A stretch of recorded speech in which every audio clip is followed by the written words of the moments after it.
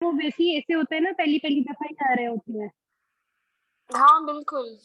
चलें, अब रिकॉर्डिंग मैंने ऑन कर ली है और आज बस टू द पॉइंट रहते हैं। यूरोगाइनी ऑन्कोलॉजी की जो आप लोगों के फीडबैक्स हैं वो मैं एंड पे ले लूंगी या सजेशन भी एंड पे ले लूंगी। सो FCPS crash course for August 2023 exam, इसमें हमने क्या करना है। और सबसे पहले तो मैं ये बता दूं कि मेजोरिटी तो आप already with me in my theory courses है ना, तो you people are very much safe because आप लोग इनके जो अच्छे हैं कॉन्सेप्ट्स थ्योरी के, वही आप लोगों को सेव करेंगे when you will be solving your exam. तो जिसकी थ्योरी अच्छी है उसके लिए क्रैश कोर्स एक ना यू नो एक डेजर्ट है आफ्टर हैविंग कंप्लीट लंच। लेकिन अगर आपकी थ्योरी में मसले मसाइल है ना, तो मे बी शायद क्रैश कोर्स आपके लिए इतना ज्यादा इंटरेस्टिंग ना हो, आपको थोड़ी एफर्ट करनी पड़ेगी इस पे। ठीक है, मैं फिर दोनों तरीकों से बताऊंगी कि अगर आप थ्योरी एक दफा रीड करके आ चुके हो या एक दफा थ्योरी विद मैट होम कर ली है तो आ, आपके लिए क्या टिप्स हैं। और अगर आप like you are starting your journey from day 1 today, और आपने अभी सोचा है कि यार अभी ये 60-70 डेज में कोई ऐसे कोई प्लान हो कि हम अगस्त में अपेयर हो तो रहे, हम पास भी हो जाएं, तो मैं वो उसको भी सेपरेटली बताऊंगी। ठीक है, बट जिन लोगों ने थ्योरी पहले की है, ऑब्वियसली FCPS का सिलेबस ह्यूज सिलेबस है। Safely you people must have 6 months to prepare for this. और अगर आपने 3 months में 2 months में प्रिपेयर करना है तो फिर आपने अपनी एनर्जीज डबल यूज करनी है ना। मतलब if you were studying for 3 hours early from 6 months, so it's okay, you can easily cover your theory and your past papers. but अगर आप स्टार्ट लेट कर रहे हो तो फिर आपको अपनी एनर्जीज डबल करनी पड़ेंगी। But now like instead of 3 hours you have to give 6 to 8 hours। ठीक है, डुएबल तो है ये still. If you are starting from day 1 from today, it's a doable exam, क्योंकि ऑब्वियसली ट्रेनिंग की है 4 years की, IMM पास किया हुआ है, तो इतना कुछ तो तुम लोगों को पता है कि स्टार्ट कहाँ से करना है। तो आफ्टर दिस अगर 60-70 डेज भी इंसानों की तरह कर लो तो ये एग्जाम पास हो सकता है, बट इसके लिए फिर हमें स्मार्ट प्रिपरेशन करनी पड़ेगी। ठीक है, चलिए जल्दी जल्दी हम बताते हैं कि आज की हमारे पास कौन कौन सी स्लाइड्स हैं। अच्छा, वेलकम टू द क्लास, और ये मुझे पहले करना चाहिए था। अच्छा, आज का एजेंडा ये है कि अब थोड़ा सा मैं सिलेबस के बारे में बताऊंगी। जो थ्योरी कोर्स में है उनको तो पहले ही पता है सिलेबस क्या है, because they all are already doing their preparation according to the guideline, according to the latest updates, including जिसमें जो भी DTG या NICE की कोई गाइडलाइन है। ठीक है, they are already doing it। लेकिन जो अभी सुन रहे हैं इस सेशन को पहली दफा और अब करेंगे चीजें साथ, तो उनके लिए थोड़ा मैं थ्योरी को रिकैप बना दूंगी। ठीक है, ओके।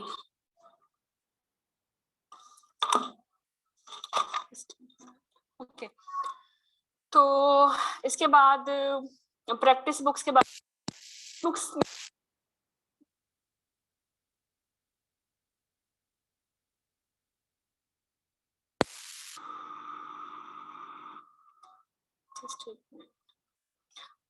थ्योरी, अच्छा जो बुक्स नहीं पढ़नी उनके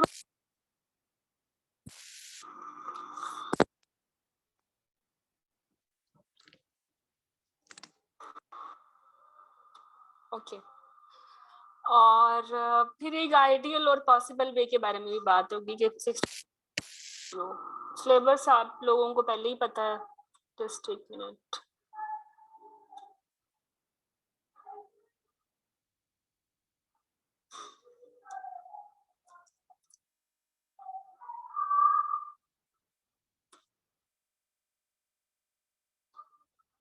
तो सिलेबस में गायनी का भी पार्ट इक्वली इम्पोर्टेंट है, ओब्स का पार्ट भी इक्वली इम्पोर्टेंट है।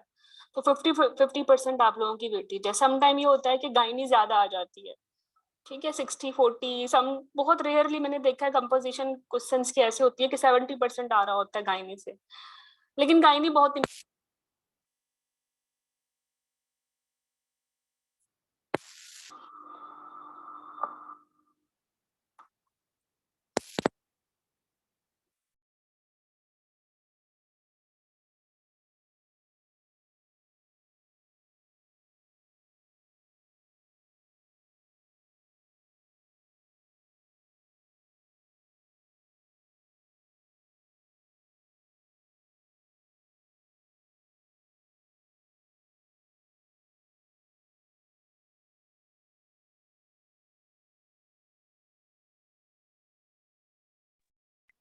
ठीक है आवाज?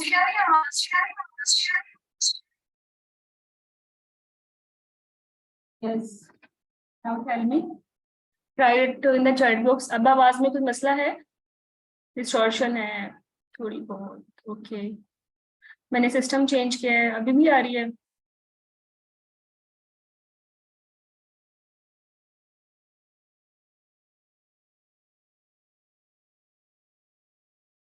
आनी तो नहीं चाहिए। अब ठीक है, ओके। चलें तो हम बात करेंगे पॉसिबल और प्रैक्टिकल वेज के बारे में। तैयारी 60 डेज में कैसे की जा सकती है। सिलेबस 50% ओप्स का होता है यूजुअली, 50% गायनी का। ये आइडियली ऐसा होना चाहिए, लेकिन जो गायनी है वो 50 से ज्यादा ही होती है। ठीक है, कुछ पेपर्स में इवन टिल 70% की गायनी आ जाती है, क्योंकि 70% से ज्यादा ओप्स तो ऑलरेडी आप आईएमए में कवर कर चुके होते हो। ठीक है, तो कुछ कॉम्प्लेक्स मेडिकल डिसऑर्डर्स हैं, या कुछ जो है कॉम्प्लेक्स फीटल मेडिसिन के टॉपिक्स हैं, या लेबर की कॉम्प्लिकेशंस हैं, जो कि उस लेवल पे आईएमए में नहीं पूछी जाती, जो कि वो आपसे एफसीपीएस में पूछते हैं। तो ये 40% तक, या मतलब अप्रोक्सीमेटली ऐसे रहता है। लेकिन चले, अगर 40% भी आता है तो ओनली 70% करके तो आप पास नहीं हो सकते। You need 75% to be successful. तो दोनों पार्ट्स ही इंपॉर्टेंट है, गायनी के भी और ओब्स के भी।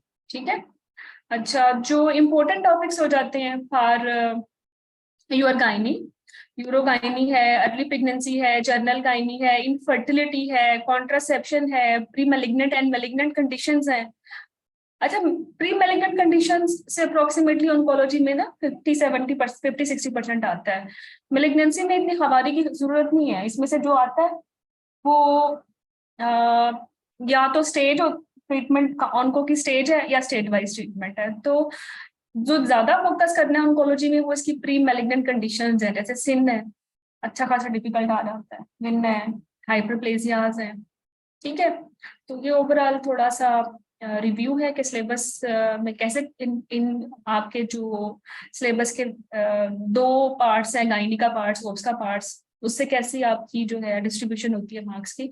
लेकिन ओवरऑल एक बात मैं बता दूं, सीपीएससी के एग्जाम कोई इस तरह स्टैंडर्ड एग्जाम नहीं है कि वो हर इस प्रपोर्शन को जो है ना बाय हार्ट फॉलो करें।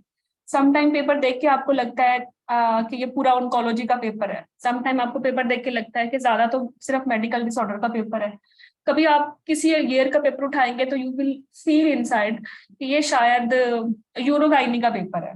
इतने क्वेश्चंस आते हैं एक स्पेसिफिक मॉड्यूल से, हालांकि होना ये चाहिए कि हर मॉड्यूल से एक वेटेज हो के इससे 10 या 11 क्वेश्चंस आएंगे, और इक्वली उसको जो है वो डिस्ट्रीब्यूट करेंगे, पूरा पेपर पूरे सिलेबस के टॉपिक से आए। बट सीपीएसपी में अक्सर आप देखेंगे ये बैलेंस नहीं होता, एंड आई विश वो कभी ऐसा हो कि एक बैलेंस पेपर जरूर बनाए जिसमें हर जो है टॉपिक को इम्पोर्टेंस दी जाए। ऐसा ना लगे कि सिर्फ लेबर का पेपर है या सिर्फ ऑन्कोलॉजी का पेपर है, because if someone is having difficulty in labour तो वो उसके लिए एक बुरा दिन है।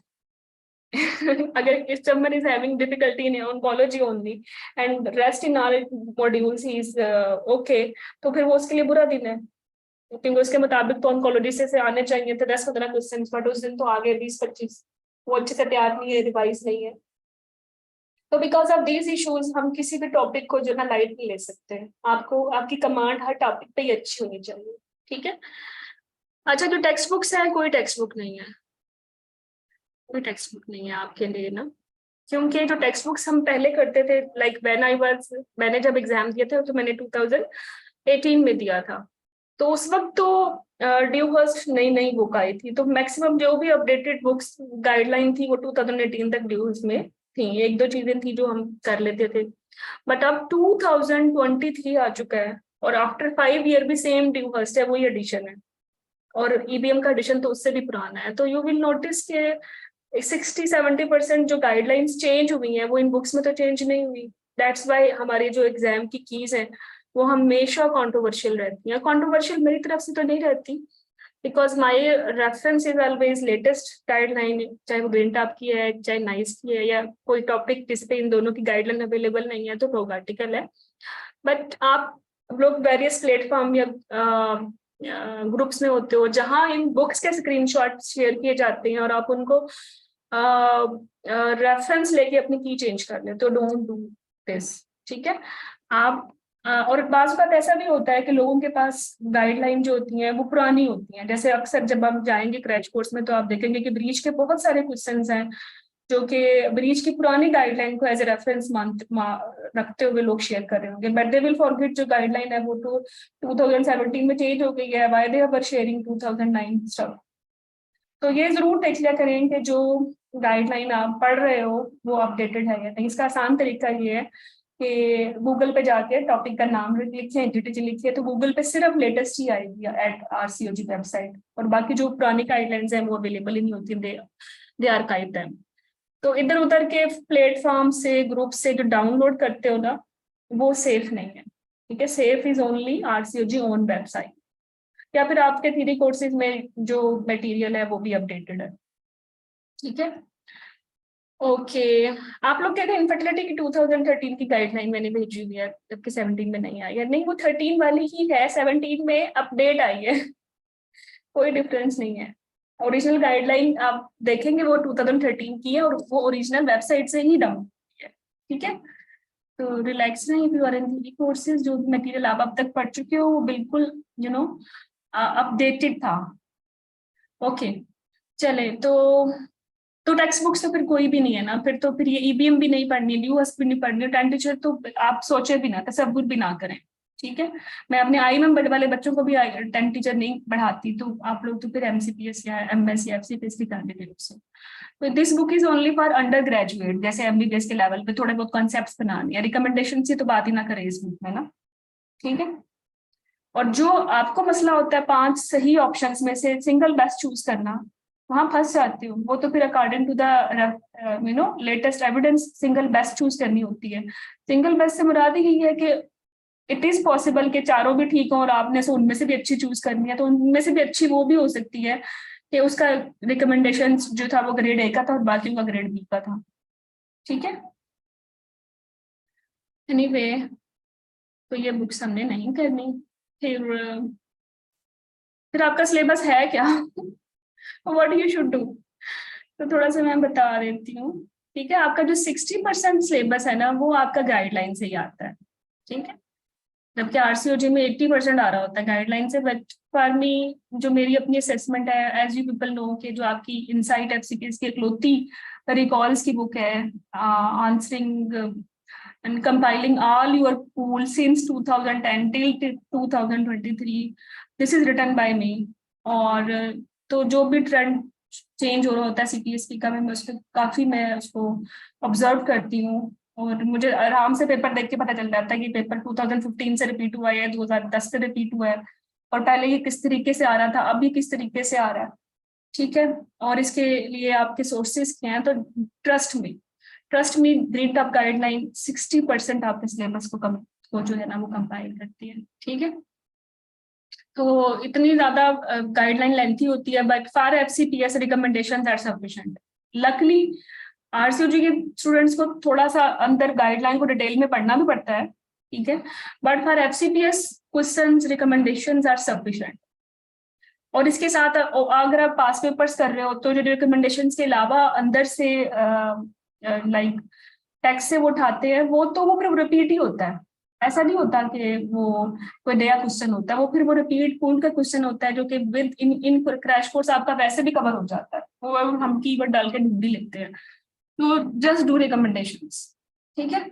और मेक श्योर कि जो भी टॉपिक पढ़ते हैं ना उसका भाई स्टेप वाइज प्रोटोकॉल बनाया करें। समटाइम तो लिखा भी होता है गाइडलाइन में टेबल्स के थ्रू, एल्गोरिथम के थ्रू, जैसे हमने BT में एल्गोरिथम पढ़े थे, आपने देखा था, IUGR के हमने पढ़े थे, या हाइपरटेंशन के हमने पढ़े थे, डायबिटीज के हमने पढ़े थे, लेकिन कुछ के नहीं भी थे, ठीक है। उसको लेकर जैसे नहीं था, एपिलेप्सी का नहीं था, या लेट्स सपोज अगर आपका एक पॉप का टॉपिक रहता है, उसको भी अगर हम चले आई ट्राई के एंड पे मैं आपको एल्गोरिथम दिखा भी दूं, तो आपने जब भी कुछ पढ़ना है ना तो आपने खुद से स्टेप वाइज प्रोटोकॉल जरूर बनाना है कि पेशेंट आती है तो फिर पहले स्टेप पे क्या होगा।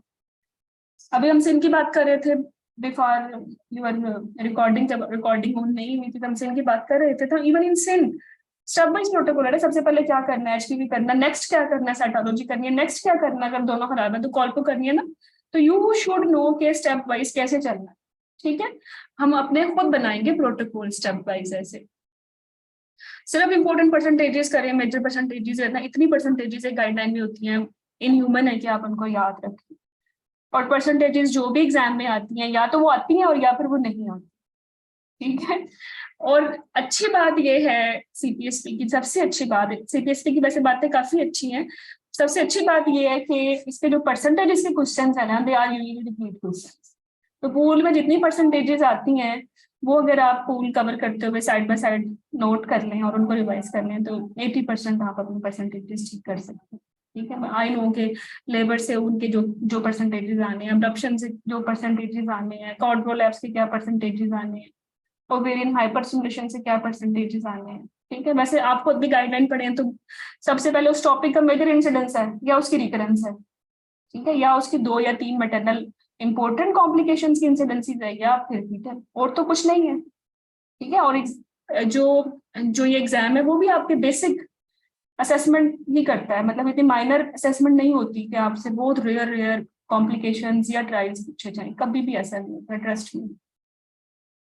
तो DTG हमने पढ़ लिया, सिर्फ रिकमेंडेशंस करनी है, उससे हमने अपने स्टेप वाइज प्रोटोकॉल बनाने हैं और इंपॉर्टेंट परसेंटेजेस करनी है। 60% आपको कंटेंट हो जाता है इससे। फिर नाइस हमारे लिए बड़ी इंपॉर्टेंट है, जो सेकंड बाइबल है, ये सेकंड होली बुक है for your exam, this is NICE guideline. 20-30% cover होता है, इतनी ज्यादा गाइडलाइन नहीं है, GTG की तो 70+ गाइडलाइन है।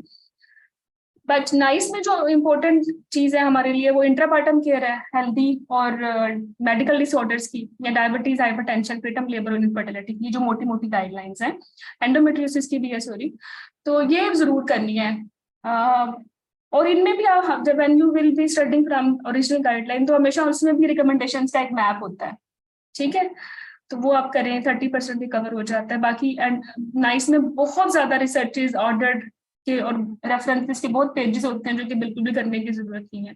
तो नाइस की कोई गाइडलाइन अगर लाइक मैं ये कहूँ 20 पेजेस की है तो आपने मुश्किल उसमें से क्या बनाना है, 2 पेज की समरी लिखनी, ठीक है, अगर आप खुद से पढ़ रहे हैं। If you are in med home theory courses तो आपको ये भी करने की जरूरत नहीं है, बिकॉज जो रेलिवेंट चीजें हैं we are covering in our slides are sufficient. फिर थर्ड इंपॉर्टेंट प्रायोरिटी जो है ना आपके टॉक आर्टिकल है, टॉक आर्टिकल भी FCPS के लिए जरूरी है, ठीक है। बट जैसे MRCUG पे होता है ना लास्ट 3 इयर्स की काफी हैं, तो इसी तरह FCPS में भी लास्ट 2 to 3 इयर्स की काफी हैं। कुछ टॉपिक्स ऐसे हैं जो कि हमें लास्ट 10 इयर्स में से भी हमें करने पड़ते हैं, लेकिन 1-2 क्वेश्चन होते हैं हर पेपर में जिसके लिए हमें ये सवारी करनी पड़ती है और वो भी रिपीट ही होते हैं। Safely just last 2 to 3 year के टॉक्स आर्टिकल किए जा सकते हैं। पर FCPS जो इम्पोर्टेंट है मैंने उनको भी लिस्ट में के निकाल ली है। बाकी इसमें भी सिर्फ टेबल्स ही करने की जरूरत होती है, पूरा टॉक आर्टिकल पढ़ने की जरूरत नहीं होती, ठीक है। तो और जिस टॉक आर्टिकल में पे लाइक कोई टॉपिक है, अगर टॉक आर्टिकल भी आया होगा, GTG भी आई हुई है, नाइस भी आई हुई है, तो GTG is important then NICE and then TOG article, ठीक है। अगर तीनों में एक चीजें हैं तो फिर तो जरूरत ही नहीं है चेंज करने की, बट अगर लाइक चेंज करने की जरूरत पड़ती है, जैसे अभी अगर हम ऑन्कोलॉजी करेंगे तो एंडोमेट्रियल हाइपरप्लेसिया का एक टॉक आर्टिकल भी है ना, उसमें जो कट ऑफ वैल्यूज है थिकनेस की वो डिफरेंट है, तो हम नहीं करते उसको, हम सिर्फ अपनी गाइडलाइन से करते हैं।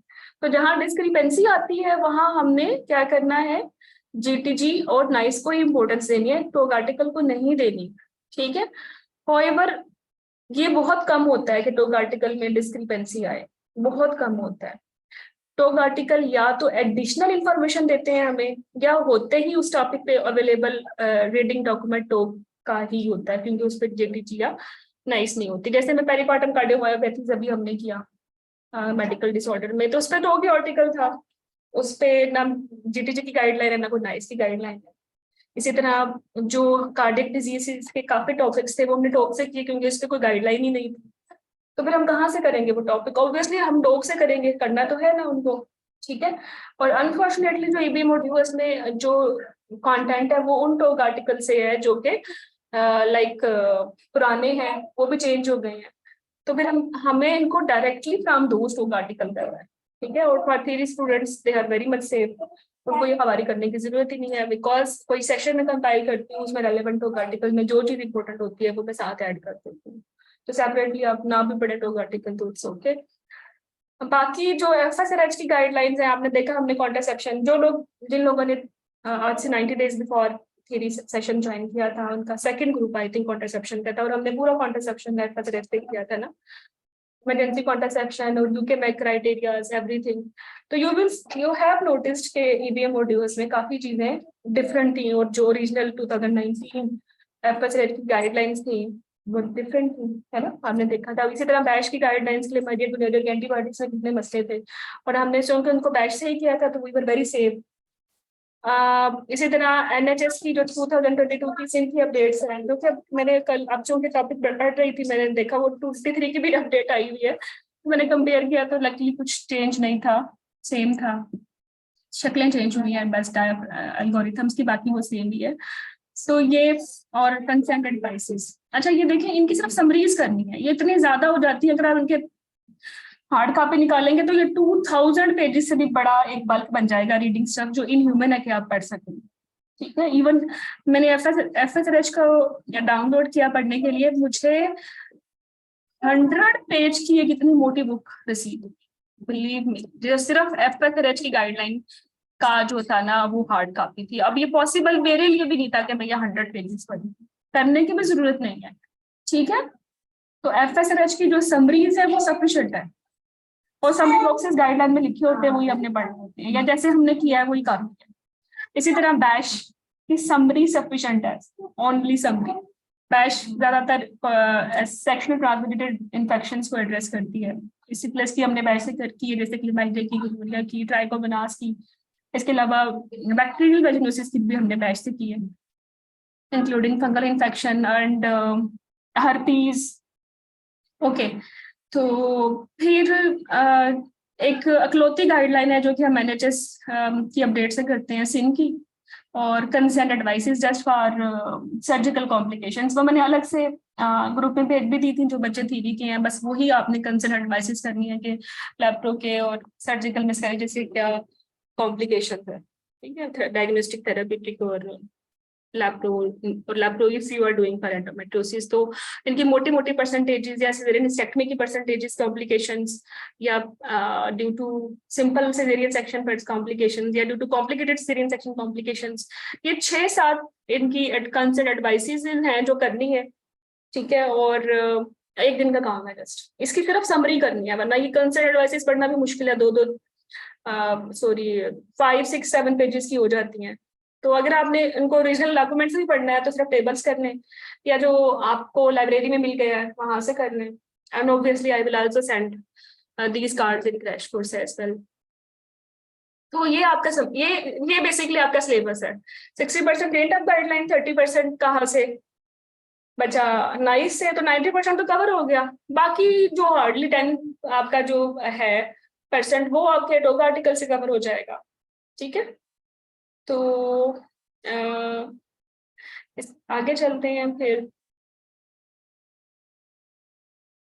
डिटेल्स। अगर आई नो जो मेरे थ्योरी के बच्चे हैं उनको ऑलरेडी पता है कि 2022 के गाइडलाइन अपडेट्स हुई हैं, तो जो नए लोग हैं वो सब स्क्रीनशॉट ले लें कि 22 में इंट्रापैथिक कोलिसिस और स्टेरॉइड की गाइडलाइन और सर्वाइकल साइक्लाइड की गाइडलाइन, तो और ये बड़ी इंपॉर्टेंट है for your exam. Recommendations totally change हो गई है, जैसे स्टेरॉइड कि जहां आपने ऑफर करना है, कंसीडर करना है, टोटली चेंज है, ठीक है। तो कहीं भी कुछ भी आएगा तो हमारा रेफरेंस जेटीजी होगा। अभी आप लोग डिस्कस भी कर रहे थे नाइस का प्रीटर्म खोल के ना, उसमें जो स्टेरॉइड्स की रिकमेंडेशंस थी, तो don't follow those, only follow steroid recommendations from its own guideline, जो 74 गाइडलाइन है एंड पब्लिश्ड इन 2022। आपकी फर्दर मेडिसिन में जो मटेरियल है वो भी इसी गाइडलाइन से है। फिर इसके बाद 21 में MSRTC CVS की गाइडलाइन आई, परसेंटेजेस चेंज हो गई है इसके। फिर वॉलेट की गाइडलाइन आई और बहुत अच्छी गाइडलाइन है। रजिस्ट्री जनरल बर्थ की गाइडलाइन आई 22-20 में, जो कि हमने इसी से करना है ये टॉपिक। 19 में कोलैप्स की गाइडलाइन आई, और प्रॉम की गाइडलाइन आई, वो हम वो हम इधर से ही करेंगे 2019 की ओरिजिनल से ही। हमने की है एक्चुअली, जो लोग मुझे ज्वाइन कर चुके हैं, अगर उनका कोर्स जो है वो गोइंग टू बी एंड, तो उनका oncology I think last module है, जो कि this month will be complete and they will be ready to start their crash course with us. But जो लोग साइड बाय साइड करेंगे तो वो थ्योरी भी साइड बाय साइड करेंगे, और उनका जो ये टॉपिक्स है मैं उनको गाइडलाइंस से ही कवर कराऊंगी, ठीक है। ओके, तो 17 पे जीबीएस, ईसीबी और ब्रीफ प्रेजेंटेशन की गाइडलाइंस आई, ठीक है। जीबीएस की गाइडलाइन बहुत इंपॉर्टेंट है। और 16 में फिर PPH, APH, bladder pain syndrome, premenstrual syndrome, twins और एक्टोपिक की गाइडलाइन आई। आप एक्टोपिक की गाइडलाइन आपने देखा है, नाइस की भी आई है, बट एक्टोपिक की गाइडलाइन जो लाइक जीटीजी की है वो ज्यादा इंपॉर्टेंट है, क्योंकि अगर कोई डिस्क्रिपेंसी होती है जीटीजी और नाइस में भी तो फिर जीटीजी इंपॉर्टेंट है, ठीक है। लाइक आई थिंक इनकी सीरम प्रोजेस्टेरॉन की रिकमेंडेशंस में डिफरेंस है, NICE favoured it and GTG don't favour, या वाइस वर्सा है। तो what we will follow the GTG. जहां डिस्क्रिपेंसी आएगी, और आई भी है 2-3 जगहों पे, तो वहां सबसे पहले हमने इंपॉर्टेंस देनी है जीटीजी को, ठीक है। और देन नाइस एंड देन हो गया, तो सीक्वेंस आप लोगों को समझ आ गया होगा, ठीक है। फिर इसके बाद नाइस की गाइडलाइंस है, ओब्स की अलग लिखी है, जैसे प्रीटर्म लेबर एंड बर्थ की, एसएसआई की, surgical site infection, caesarean birth की, इंडक्शन की, diabetes, hypertension, GDM, intrapartum care, healthy women, intrapartum care of medical disorder, fetal conditions, multiple pregnancies, postnatal care, pregnancy with complex social issues, domestic violence, ये हम nice से करेंगे। और gynae की ये जो गाइडलाइंस है एक्टोपिक एंड मिसकैरेज की, वो हम नाइस से करेंगे। एक्टोपिक जो नाइस की गाइडलाइन है वो सिर्फ टॉपिक पे नहीं है, एक्चुअली वो मिसकैरेज पे भी है, तो ये गाइडलाइन तो आपको करनी पड़ेगी, ठीक है। और यू विल नोटिस कि जो नाइस की गाइडलाइन है they are more focused towards management, लेकिन कोई डिफरेंस नहीं है टॉपिक और जीटीजी जो इन्होंने मेंशन किया है जीटीजी में, वही जो नाइस मेंशन किया, एक्सेप्ट सीरम प्रोजेस्टेरॉन रिकमेंडेशंस। तो मैंने गाइड आपको जब टॉपिक कवर कराया था तब भी बताया था, और हम इसको दोबारा भी जब रिपीट करेंगे तो मैं इसको एम्फसाइज करूंगी। इसके बाद abortion care very important, nice से करना है। मीनोपॉज, एचआरटी अभी हमने यूरोगाइनी में किया है, हमने सिर्फ नाइस से किया है, और कितनी ज्यादा हमारे मसले हल हुए हैं, क्योंकि ईबीएम ड्यूहर्स्ट कभी कुछ बोलती है कभी कुछ बोलती है ना। सो डिस्क्रिपेंसी यू मस्ट नो कि कब करना है ब्रेस्ट कैंसर में कौन सी एचआरटी है, और बेटी में कौन सी एचआरटी है, क्या रूट है, ये सारे आंसर्स आपको सिर्फ ये गाइडलाइन में दे सकते, ठीक है। एंडोमेट्रियोसिस, नाइस, यूरिनरी इनकॉन्टिनेंस आपने देखा, ईबीएम और ड्यूहर्स्ट में कितने मसले थे, बट स्टेप वाइज प्रोटोकॉल हमने बनाया और कितने हम इजी हो गए, और हमारे कितने क्वेश्चंस जो है वो लाइक पॉसिबल क्वेश्चंस जो खराब हो सकते थे वो ठीक होंगे इंशाल्लाह एग्जाम में। HMB 2021 में आई है, एंड यू हैव नोटिस्ड कितने आपके ओल्ड जो कॉन्सेप्ट्स थे HMB के, वो किस तरह से, मतलब वो HMB चेंज कितनी हो गई है 2021 में आके। रिकमेंडेशंस किसमें पाइपल करनी है, किसमें स्टेरो करनी है, कट ऑफ वैल्यूज, एवरीथिंग। तो गायनी के लिए, गायनी के इन टॉपिक के लिए नाइस की यही गाइडलाइन करनी है, और कहीं से नहीं पढ़ने ये topic. No EBM, no Dewhurst, no, ना कोई पुराना टॉग आर्टिकल, ठीक है। और अगर ये नाइस की ये गाइडलाइन है, इसके बाद कोई नया टॉग आर्टिकल भी आ गया तो करनी फिर भी नाइस है, करनी फिर भी नाइस है, ठीक है। फिर इसके अलावा pelvic floor dysfunction and prevention and non surgical management, वो हमने कवर कर ली थी, जैसे कंजर्वेटिव केयर थी, इनकॉन्टिनेंस की या पीओपी की। तो ये जो मेन टॉपिक्स हैं वो नाइस के, आल तो नाइस की और भी गाइडलाइंस हैं, बट फॉर योर एग्जाम जो दी मोस्ट इंपोर्टेंट टॉपिक्स हैं वो ओब्स के जो हमने कवर करने हैं नाइस से वो ये हैं, और जो हमने गायनी के कवर करने हैं नाइस से वो ये है, ठीक है।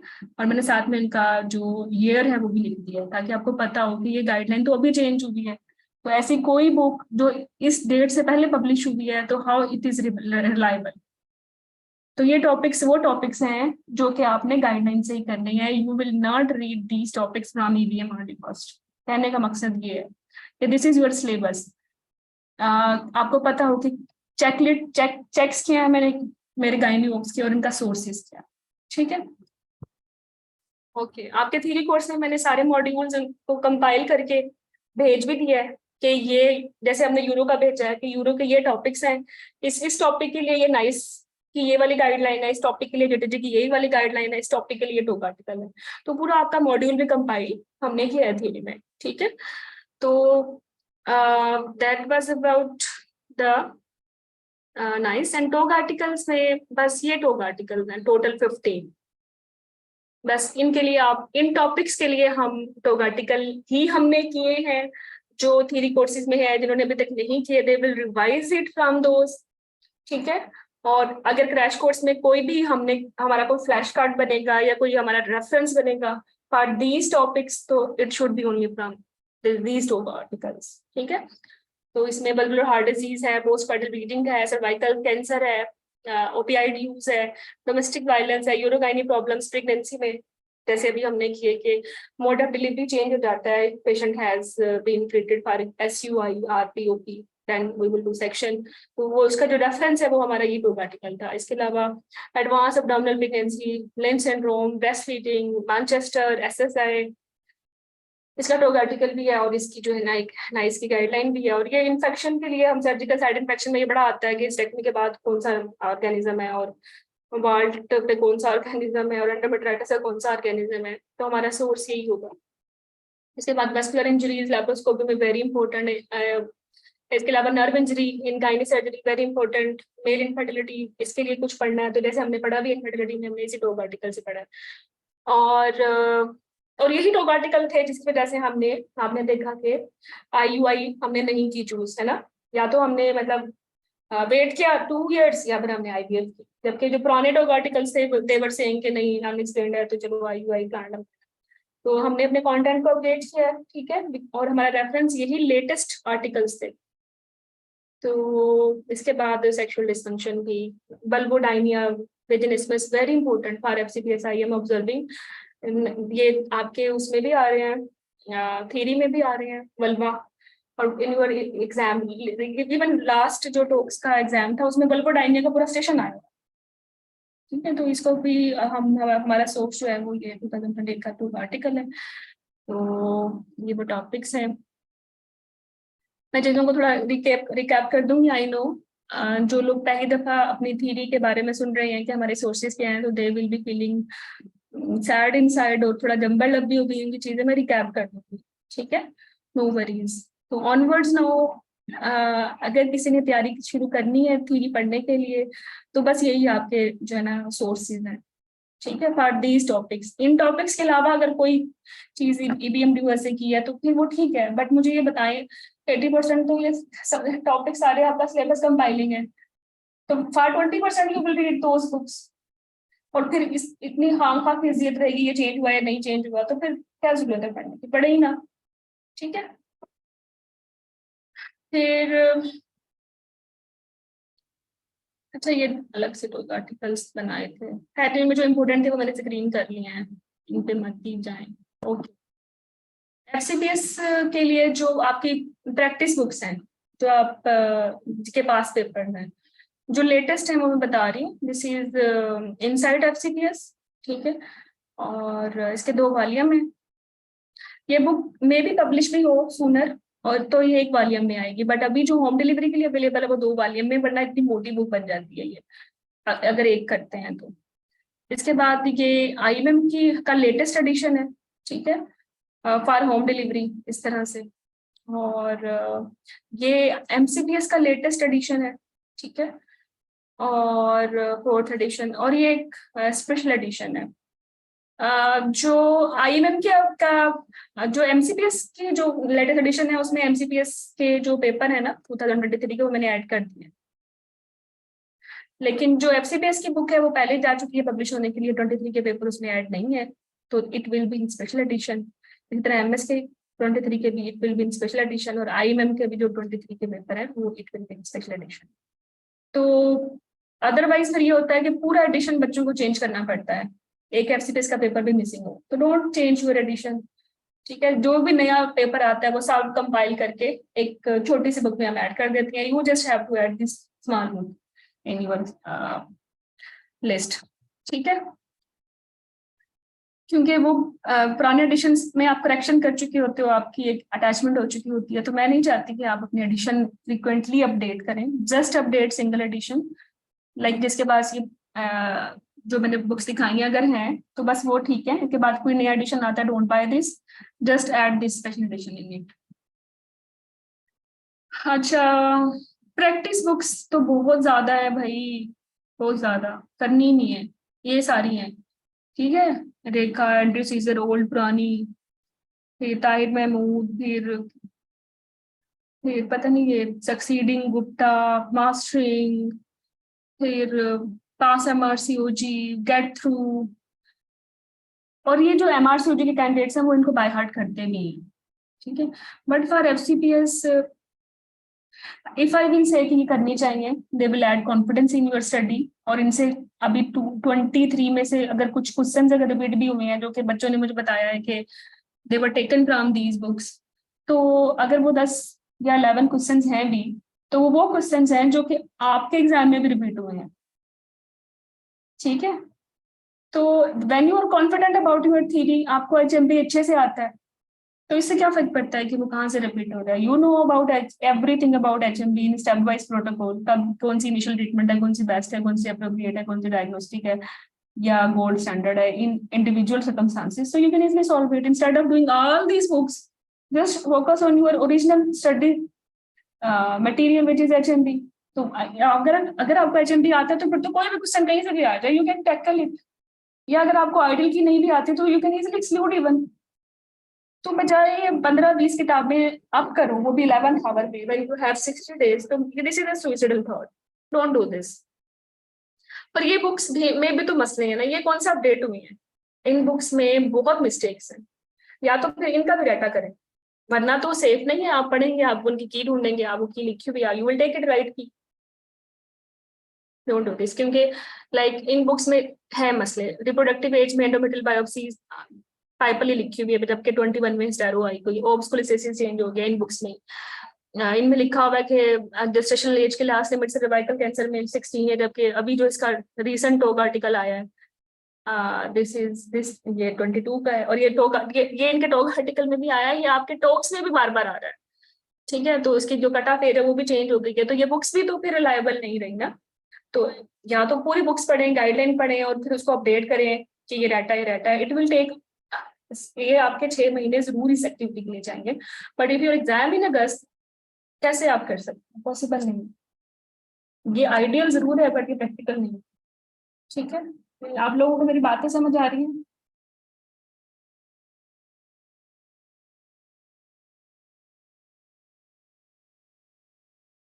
Right in the chat box. Faiza, Mufeed, Noor, Rahila, Warda, Zainab, okay. तो सर क्लास की जो अपडेट अभी देखें 22 में ये गाइडलाइन चेंज हुई है, तो इसकी बेस पर तो सारी कीज चेंज हो गई हैं, जो भी इन MRCD2 की प्रैक्टिस बुक्स में भी है। स्टेरॉइड की जेस्टेशनल एज जो की चेंज हुई है, तो फिर तो बहुत सारी कीज चेंज हो गई और बहुत सारी, जैसे CTG और FPS चेंज हो गया, जो मुझे अभी at a time of PPT मेरे दिमाग में आया वो मैंने लिख दिया, लेकिन इसके अलावा भी बहुत सारे मसले हैं। तो how you can rely on these books. अगर आप कहते हैं डॉक्टर हिरात चाहती है कि मैं आप मेरी बुक्स पढ़ें, इसलिए वो कहती हैं कि ये MRCD की बुक्स ना पढ़ें, बिल्कुल भी ये बात नहीं, ठीक है। मैं क्यों चाहूंगी आप कम पढ़ें, मैं तो कहूंगी आप ज्यादा पढ़ें, लेकिन आप सेफ पढ़ें, ठीक है। तो सेफ क्या है, ओरिजिनल गाइडलाइन पढ़ो भाई, वहां से समरी बनाओ, वहां से अपनी स्टेप बाय प्रोटोकॉल बनाओ, चाहे फिर तो आप खुद ही डाटा कर सकते हो ना, आप तो अच्छा पेपर सॉल्व कर सकते हो इजीली, ठीक है। तो ये वाली बुक्स अभी मत करें फॉर अगस्त अटेम्प्ट, अगर किसी ने जनवरी में अपेयर होना है तो फिर जरूर करें, ठीक है। और if you are doing theory side by side, you can easily make your own data, क्योंकि आपने बनाए हुए हैं, रिकमेंडेशंस आपने पढ़ी हुई हैं, स्टेप बाय प्रोटोकॉल आपने बनाए हुए हैं, जस्ट ऐड देम, या फिर एंड पे सारा डाटा कंपाइल कर लें।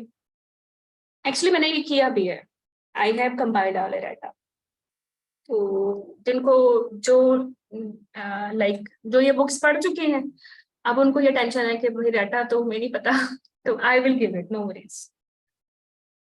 बाकी हाँ, मेरा डाटा भाई जरूर बनाए, जिन्होंने जिन्होंने पढ़ना है वो ना पढ़े, जो पढ़ चुके हैं वो इसका डाटा जरूर बनाए खुद से। If you are in our crash course तो वी विल प्रोवाइड इट। बाकी ये आई मैम का तो नहीं था। हाँ, how to pass in one go again, तो ये आपके मसले होते हैं। सिलेबस रैंडम है, रैंडम तो है, कभी हम जेटीजी पे, नाइस पे, टॉप पे, एफएसएच और बीसीएच पर वो कितनी बातें कर रहे हैं। तो रैंडम कोई चीज है तो what we should do, we should organise it. How we should organise it, we should make separate files. जैसे आपने देखा हमने अपने ग्रुप्स अलग बनाए हुए हैं, मेडिकल डिसऑर्डर का अलग है, लेबर का अलग है, इनफर्टिलिटी का अलग है, कॉन्ट्रासेप्शन का अलग है। इसी तरह आप अपने फाइल अलग बना लें, ठीक है।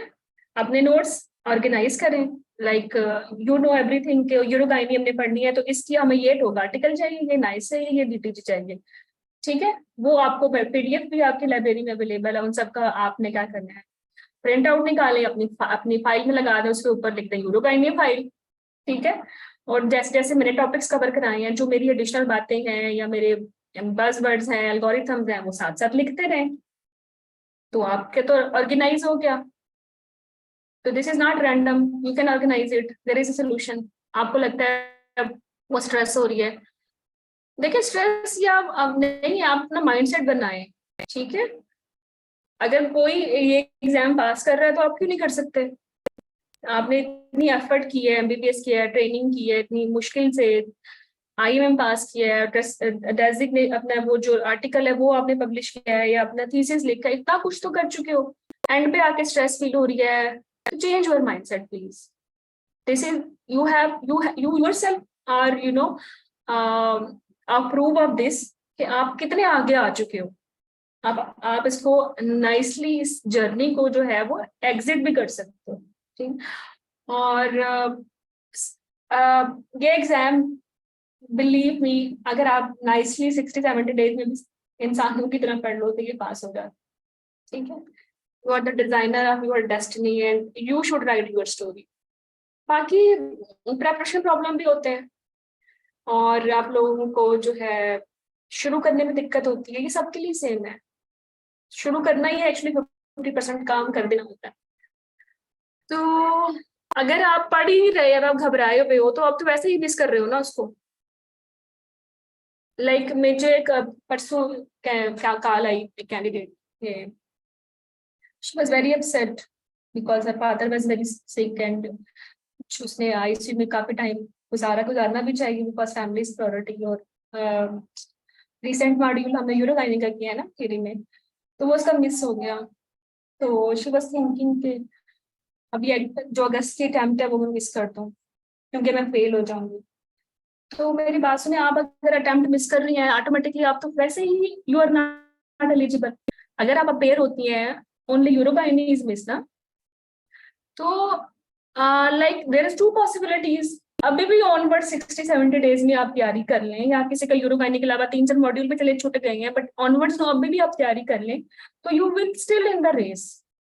या तो आप हारोगे या जीतोगे, बट आपके पास जीतने की चॉइस तो है। If you are not starting in your race at all, you are automatically fail. तो मैं तो ये कह रही हूँ कि डेयरिंग चांसेस लेने चाहिए। 1-2 मॉड्यूल छूट भी गए हैं, and if you are thinking कि जनवरी या मार्च में आपकी जो फैमिली टाइमलाइन है या करियर का टाइमलाइन में और इवेंट्स आ रहे हैं, तो फिर अर्ली इज बेटर।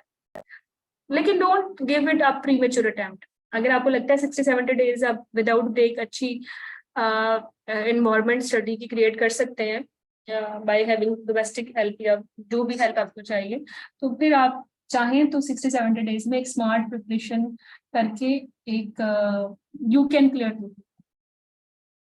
लेकिन अब ऑनवर्ड्स नो आपके पास बाकी कंपनसेशन का टाइम है नहीं, फिर you should be very serious, ठीक है। इसके अलावा शेड्यूल को फॉलो करें और अपने smart, fruitful and doable goals आप बनाएं।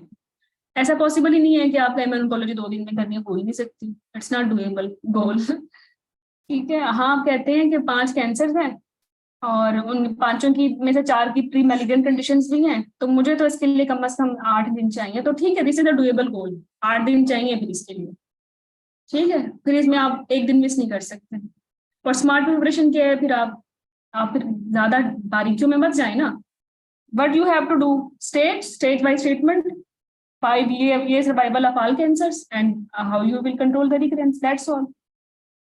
ठीक है, और if you will do this, तो ऑन्कोलॉजी में से अगर लेट्स सपोज 20 क्वेश्चंस आते हैं तो 15 तो आराम से कर लोगे।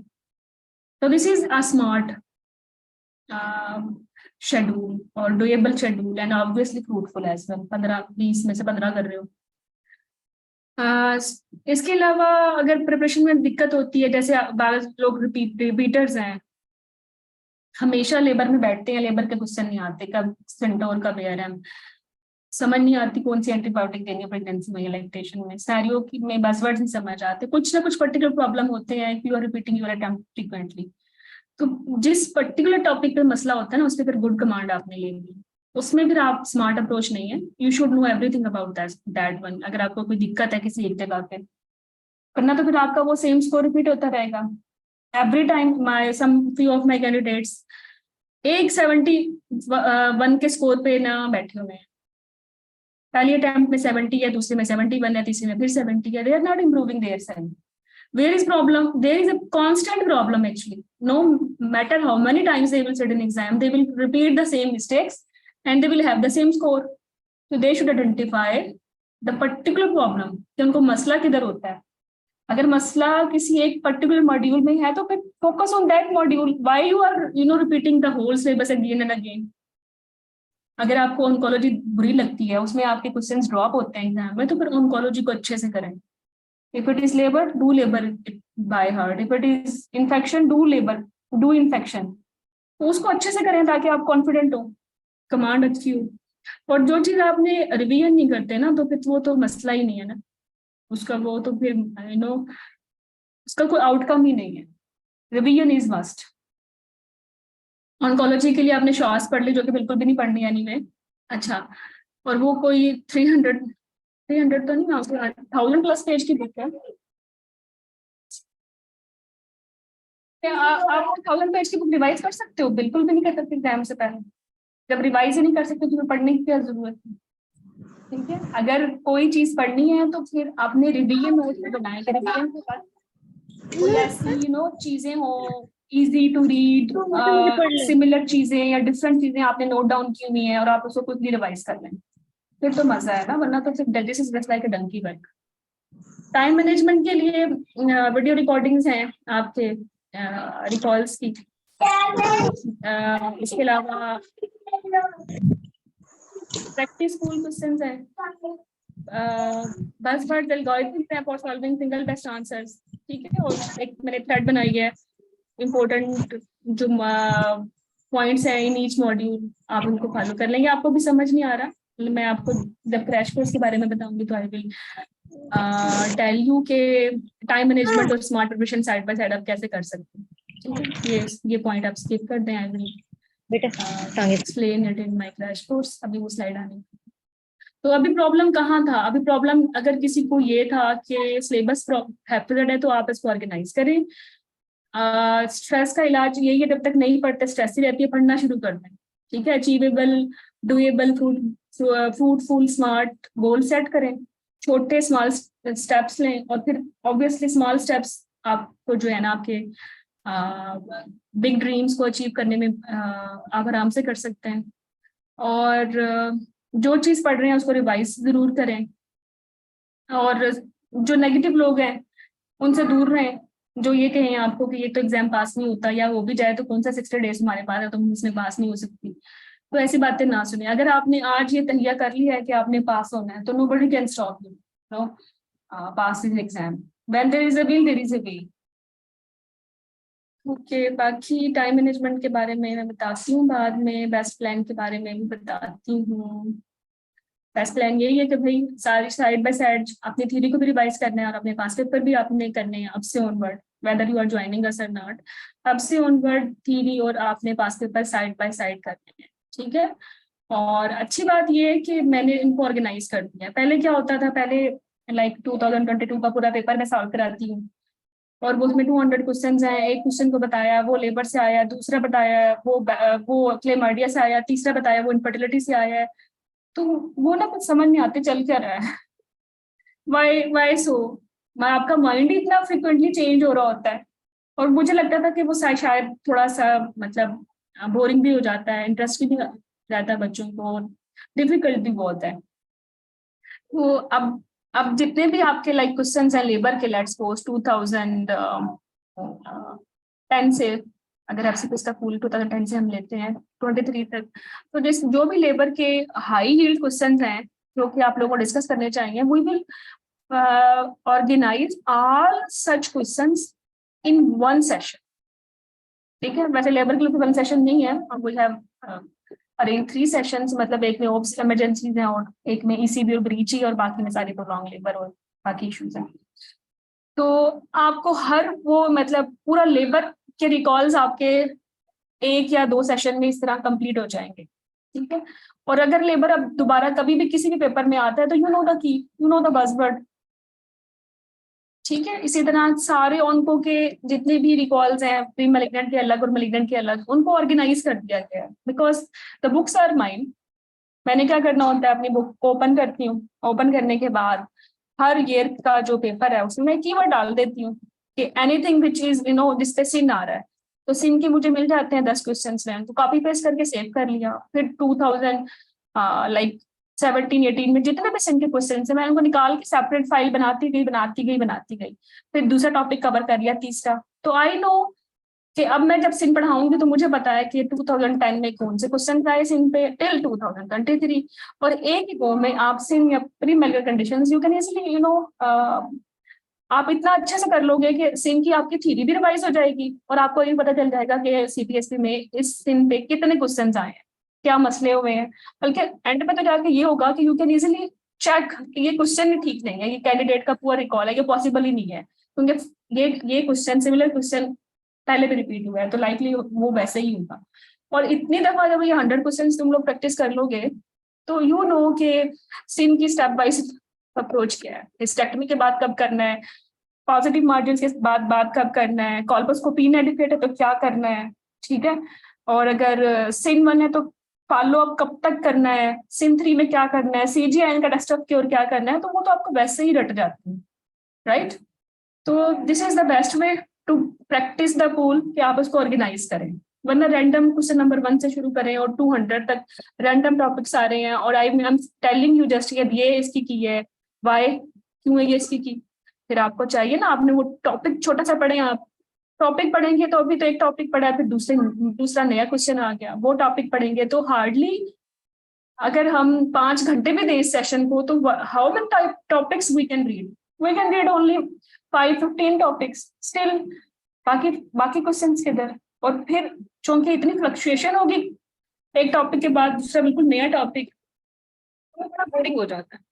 तो this is the best and possible way कि हम सारे एक तरह के रिकॉल्स को एक जगह एक सेशन में कंपाइल करें और वो topic A to Z cover कर लें, टॉपिक भी तैयार, थ्योरी भी तैयार और उस पर जितने रिकॉल्स हैं वो भी तैयार। मुझे इसके अलावा कोई बेस्ट तरीका अभी तक मुझे नहीं मिला। If you people have suggestion you can share with me, but till date this is the best way to revise your theory and to implement your theory on your past paper। और इस तरह आपके जो है possible है 2 revisions, मतलब आपके पूरे पास पेपर के 2 रिवीजन भी हो जाएंगे और थ्योरी के 2 रिवीजन हो जाएंगे। मैं बताती हूँ how it is possible. June plan है, जून प्लान में मैंने 2014 से 2022 तक के आईएमएम और एमसीपीएस के पास पेपर्स को कंपाइल किया है और 2010 के से लेकर 2022 तक के जो भी पास पेपर्स हैं उनको इन मॉड्यूल ऑर्गेनाइज किया।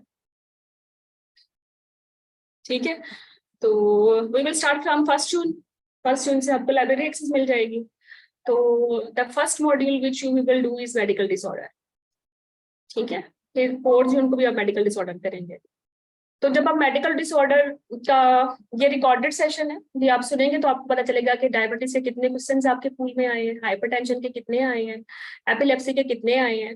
ठीक है, और डायबिटीज को कैसे आपने क्या इसके एल्गोरिथम है, कब आपने ओजीडीटी कराना है, कब आपने इकोकार्डियोग्राफी करानी है, कौन सी ड्रग में कौन सा एपिलेप्सी की कौन सी ड्रग जो है वो कम करनी है, कौन सी ज्यादा करनी है बाद में, फिट्स की क्या मैनेजमेंट है, ठीक है, बच्चे में कौन से पर्टिकुलर एनोमलीज हैं, वो सारी की सारी, अगर कोई एपिलेप्सी का है तो वो सारे एपिलेप्सी के क्वेश्चंस एक जगह हैं, जो डायबिटीज के हैं वो सारे डायबिटीज की एक ही जगह पे हैं।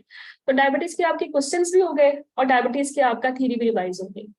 मेडिकल डिसऑर्डर जो कि काफी ज्यादा है तो इसलिए इसके 2 लाइव सेशंस होंगे, और साथ में आपको कंपैरिजन भी मिलेगा कि नाइस डायबिटीज में और एसओजीपी की जो नाइस गाइडलाइन डायबिटीज की गाइडलाइन है उनमें क्या डिफरेंस है, पर आपने एक पर्टिकुलर सिनेरियो में इसको कैसे अप्रोच करना है। इसी तरह एनीमिया की जो नाइस की गाइडलाइन है वो थोड़ी सी डिफरेंट है एसओजीपी मतलब पाकिस्तान की गाइडलाइन से।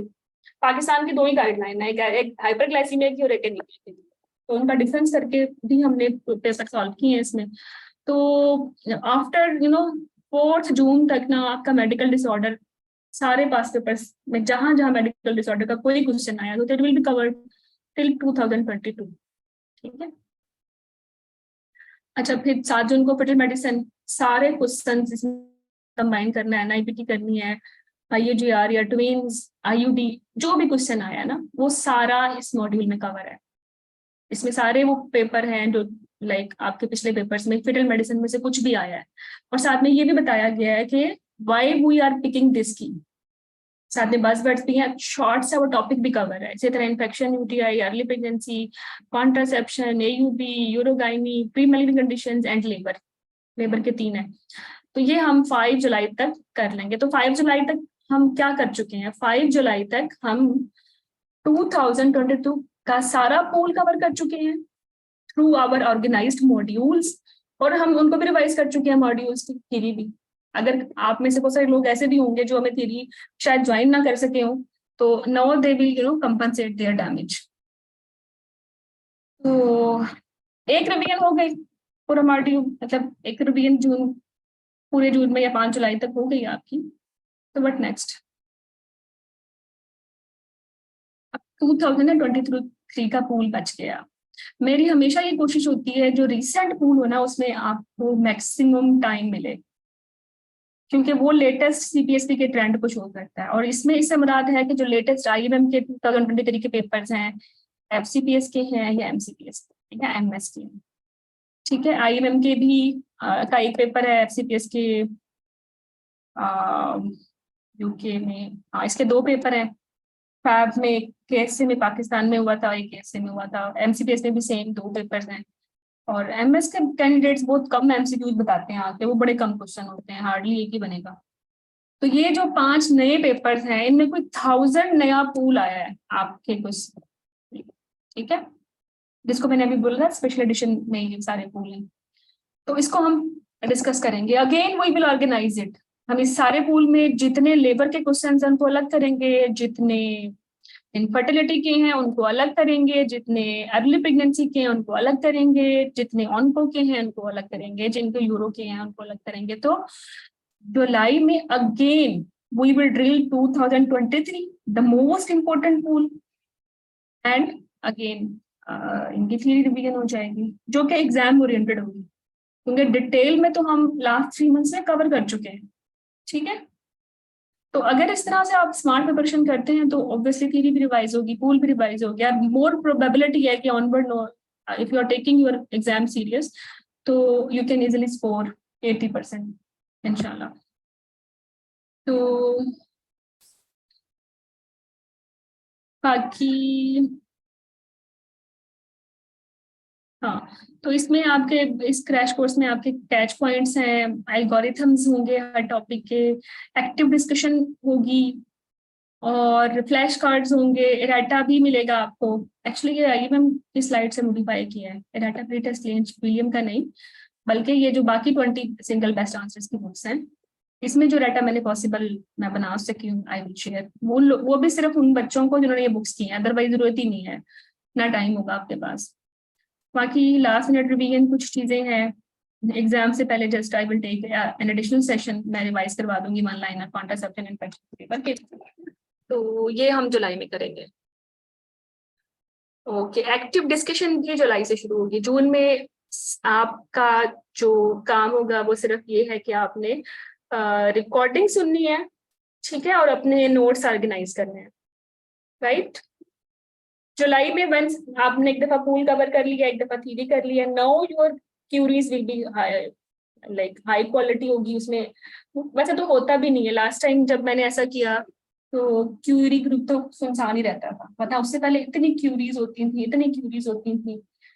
और जब ये लाइव सेशन इस तरह ऑर्गेनाइज किए हुए हैं तो बच्चों को वैसे ही समझ आ जाती है क्या इसकी की होनी है अप्रोप्रिएट गोल्ड स्टैंडर्ड। तो मुझे मुझे बड़ा इजी लगा, मैं खुद भी बड़ा पीस में रही कि क्वांटिटी जो थी क्वेश्चंस की वो कम हुई, बट डिस्कशन इज ऑलवेज है। तो हमारी एक्टिव डिस्कशन जुलाई में होगी और वो वाकई ही हाई है, क्योंकि आप जब एक दफा पढ़ के रेस करोगे तो आई बिलीव वो वाकई query and it should be addressed. Okay, तो फिर जुलाई में आपके लाइव सेशन होंगे। अभी तो देखिए जून में रिकॉर्डिंग्स थी, रिकॉर्डिंग्स हमेशा बोरिंग ही हो जाती है बास बच्चों के लिए, मेरे लिए खुद भी। तो जुलाई में हमारे जो है 4 to 6 लाइव सेशंस होंगे। We will again revise 2023 all pool live and again revise the theory important points. तो ये दूसरी रिवीजन होगी इंशाल्लाह। पहले गायनी की होगी और फिर ओब्स की। गायनी में early pregnancy, general gynae, infertility, contraception, infection, post surgical skills. Obs में antenatal medical disorder, fetal medicine, labour, labour ER मतलब obs and post complication like depression, blue शूज। Okay, so what you should expect after joining our crash course? You will be added in the 11 groups. 11 groups. Oh my God, इतने सारे groups, ऐसी कोई बात नहीं है। आप इसको बहुत एंजॉय करेंगे कि चीजें इतनी ऑर्गेनाइज हो जाएंगी, ठीक है, डोंट फील सैड। एक तो डिस्कशन ग्रुप होगा, लिमिटेड, हर वक्त ओपन नहीं होगा। आप लोग मैक्सिमम टाइम आप सोशल मीडिया से ना दूर ही रहेंगे, ठीक है। जस्ट एक जो हमारा टाइम होगा म्यूचुअल डिस्कशन या वोटिंग से, जो रात का या दिन का जो आपको सूट करे, उसमें आपने अपनी क्यूरीज पोस्ट कर देनी है और फिर मैं जानूं और आपकी आंसर्स जाने, ठीक है। आई विल मेक श्योर आपकी हर क्यूरी एड्रेस हो विद रेफरेंस। और आई बिलीव जून के बाद आपको क्यूरी का जो परसेंटेज है वो बहुत कम होती है, because you find your self your keys after going through the records and their explanation. But anyway,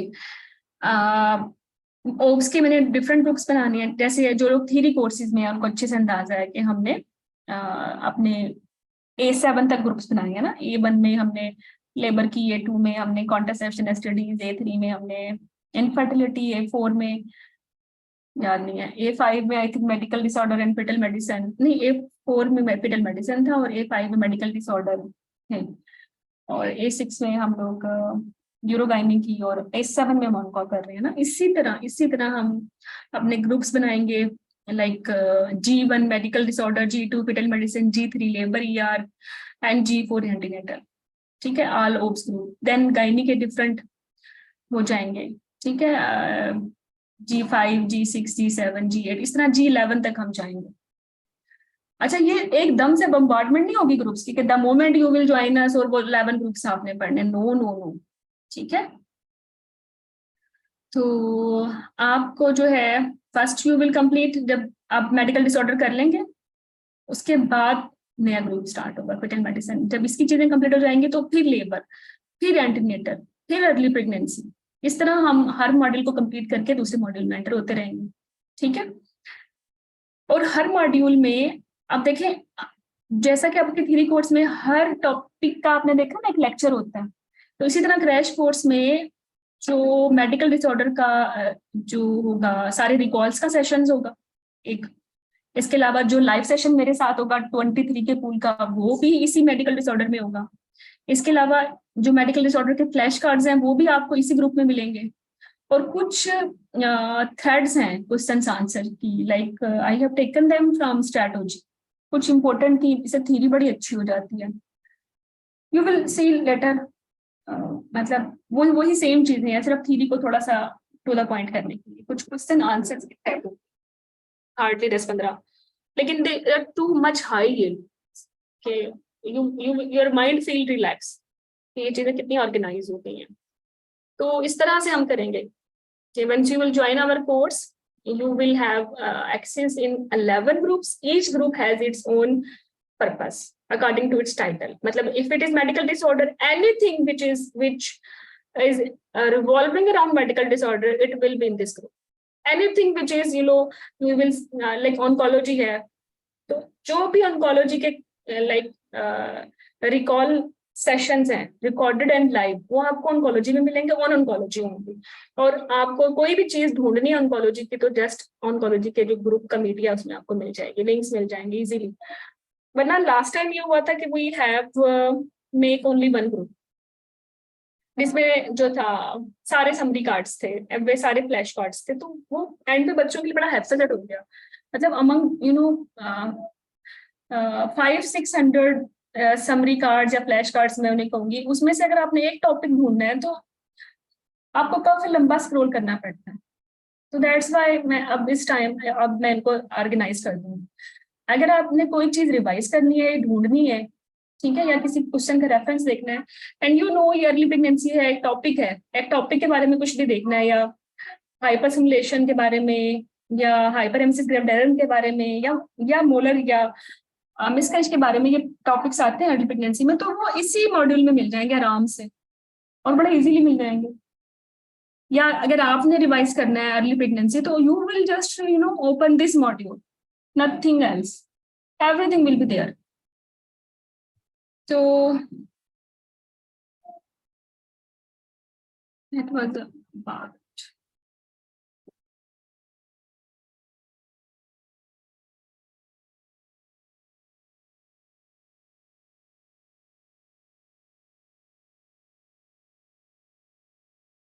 अच्छा, इन 60 days में I expect what I expect मेरी एक्सपेक्टेशन।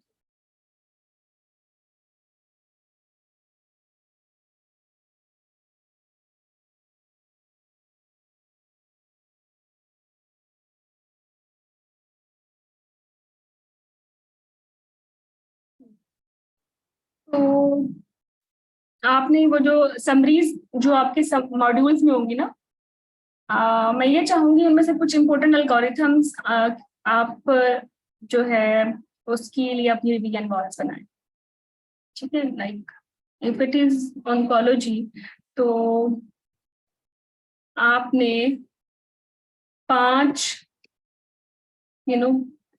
A4 साइज के पेजेस लेने हैं, और ये 5 के 5 कैंसर्स, इनकी जो लाइक स्टेज वाइज स्टेटमेंट और स्टेजिंग है वो आपने यहाँ लिखनी है, और वो आपने अपनी स्टडी वॉल पे ऐसे लगा देना है। तो आते जाते जितना आप इनको रिवाइज करेंगे, उतना ये आपकी मेमोरी में जो है वो एनरिच होंगे, स्ट्रॉन्ग होंगे, और आप एग्जाम में बड़ा आराम से निकाल सकते हो कि भाई 1B3 है ना, ये स्टेज 2 भी है, नहीं एंडोमेट्रियम में 2-3 भी है, नहीं पैरामीट्रियम है तो ये स्टेज है, नहीं इसमें वल्बल, इसमें डिस्टेंट मेट्स हैं, इंग्वाइनल मेट्स हैं, ये तो 4 भी है।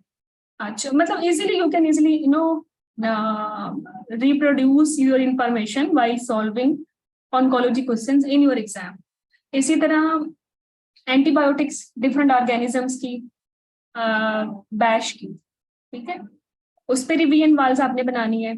और मेरे कुछ कैंडिडेट्स ने लास्ट टाइम बनाई थी, मैं आपको शो भी करूंगी, तो how they are making it, इससे आपकी जिंदगी बड़ी सुपर इजी हो जाती है, ठीक है।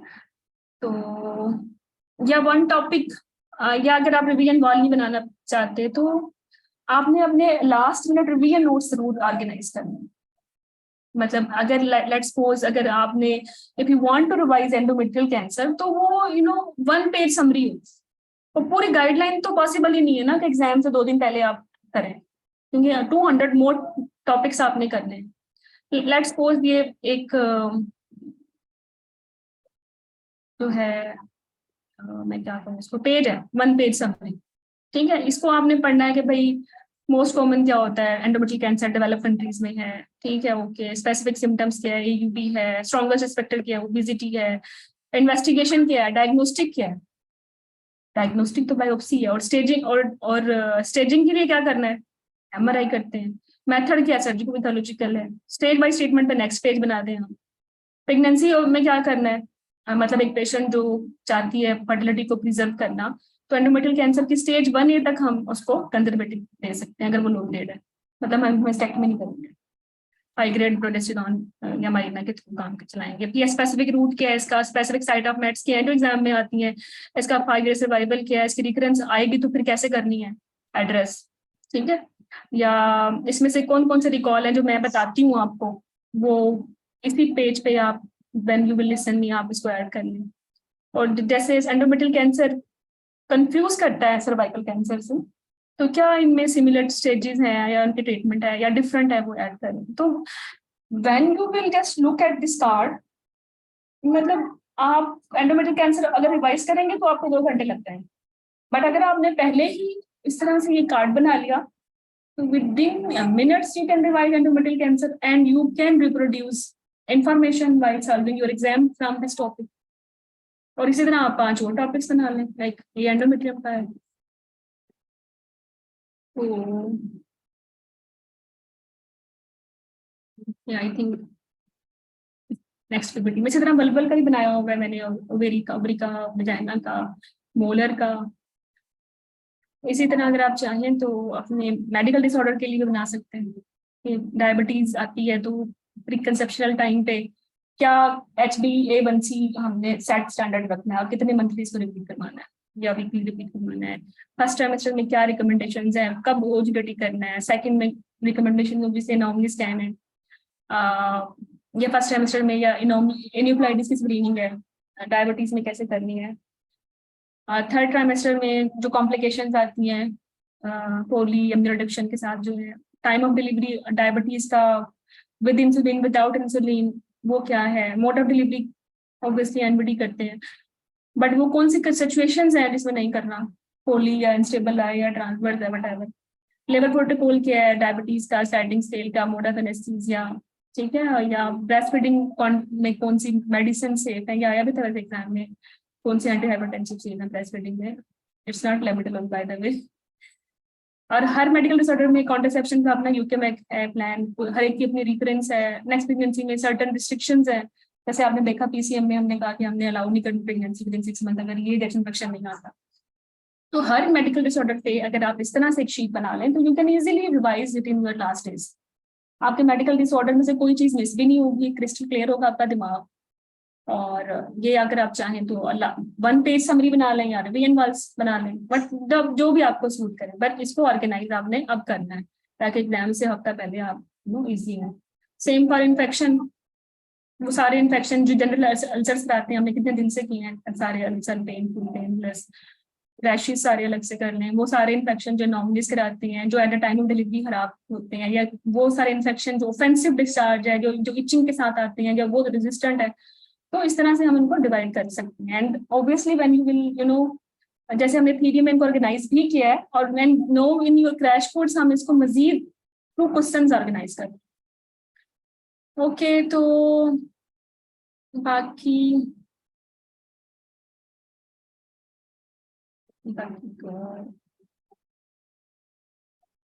बहुत सारी चीजें करानी, लेकिन सेक्शन तो बहुत बड़ा है। ओके, तो दो students from theory if they want to join the crash course, तो अगेन सेम नंबर जहाँ से आपने थ्योरी के लिए एनरोल हुए थे, और जो नए स्टूडेंट्स हैं उनके लिए भी same number, but the package is different. For theory students the package is different and for new student the package is different.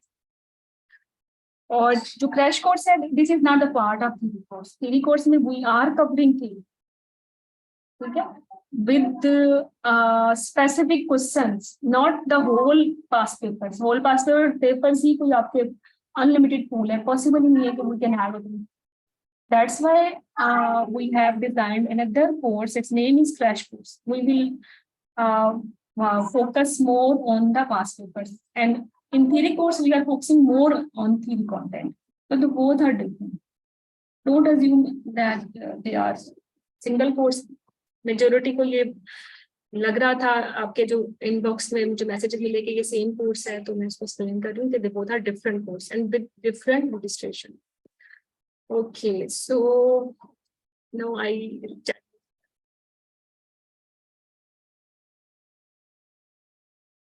Crash course में मैंने सारा ही कवर कराना है, 2023 भी, 22 भी, 21 भी, 20 भी, 19 भी, 18 भी।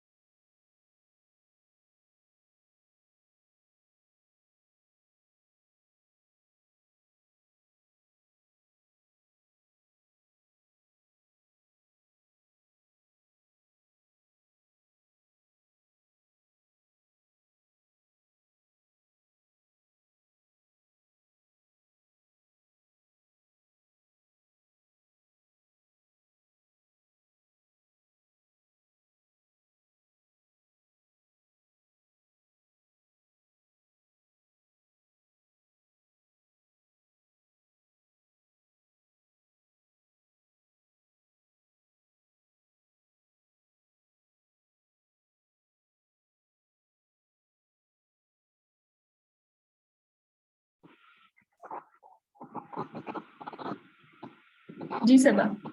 अच्छा देखिए सबा, आप आवाज नहीं आ रही।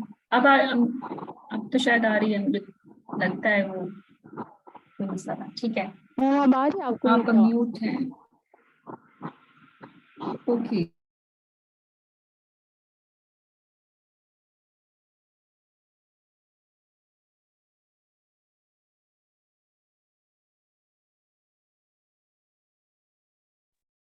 सबा अब आप कर सकते हो खुद को अनम्यूट। जी मैम अब आ रही है आपको मेरी आवाज? यस सबा। अस्सलाम वालेकुम मैम, मैंने ये पूछना था जैसे अभी ऑन को हमारा मॉड्यूल रहता है, मैं थ्योरी क्यों नहीं कोर्स में आवाज थी सुनाई अभी। दे रही? कुछ हो गया? हेलो।